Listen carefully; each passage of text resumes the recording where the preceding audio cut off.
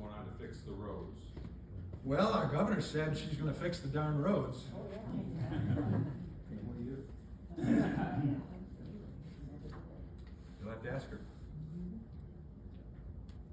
Next question. Diane from Horton writes, why are the officers that shot Renee Good and Alex Preddy still employed and not being investigated for murder? Oh, they've been investigated.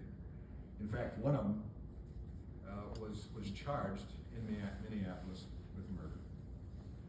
He's a federal agent. There will be a battle about that, whether they can charge him for murder for carrying out his job and responding to someone who had been told multiple times, you've all looked at the videos, I'm sure, multiple times to exit her car, initially to move her car. She was using the block.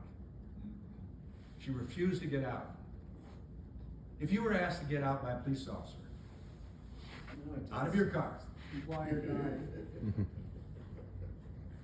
for a reason that was stated and evident, that you were disrupting or whatever, most of you, I think, would probably respond in obedience to the law enforcement officer. Why? Because we asked them to do the job of protecting society, punishing the doer of evil, rewarding the doer of good. That's what we want. And if you don't, When someone shows up, a police officer shows up in my car window, when I've been speeding, I may question what the level of speeding was he caught me on, but I'm immediately going to my glove box, pulling out my information and handing it to him. Why? Because he has authority to do that. yeah, to shoot you. Renee Good did not do it, and she moved forward, hitting the officer. We all smiled. And he responded. Now, the investigations are going on both those officers, as they ought to. In any shooting incident, of course. As it's going on, relative to what took place at the hotel with that crazy guy who runs through, Cole Allen, and ends up shooting a Secret Service agent. Fortunately, the vest saved it. But there'll be investigations on how Secret Service handled that as well, because they shot. Fortunately, he lives, so the story can be told. Neither of those incidents in Minneapolis would have come to the end that they came to had there been law enforcement officers allowed by the leadership of Minneapolis St. Paul to be out there doing the job that these officers are trained to do, and by law and oath are trained to do, not passing the laws.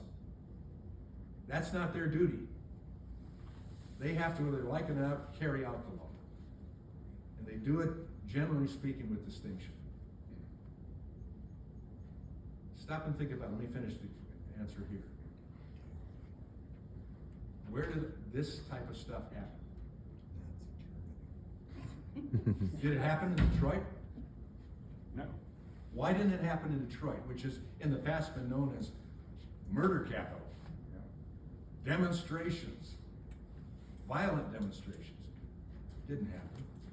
There are ICE agents all over Detroit, all over Ann Arbor, all over Grand Rapids, doing the job that they were required to do under the law that we gave them.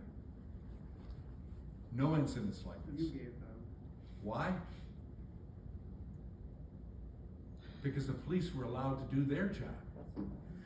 And most of these criminal aliens were already housed in jails and were handed over to ICE without the problem of having demonstrators jawing on them at the very least as they're attempting to do their job. It didn't happen in southern states. Didn't happen in Atlanta. Didn't happen in Tallahassee. So you say It you didn't can't happen draw in police? It happened in Chicago. It happened in Los Angeles. It happened in Minneapolis, St. Paul, and they did not follow the law. The leaders of those cities in allowing their law enforcement entities to do the job that I'm sure they probably wanted to do as well. Next question. Jim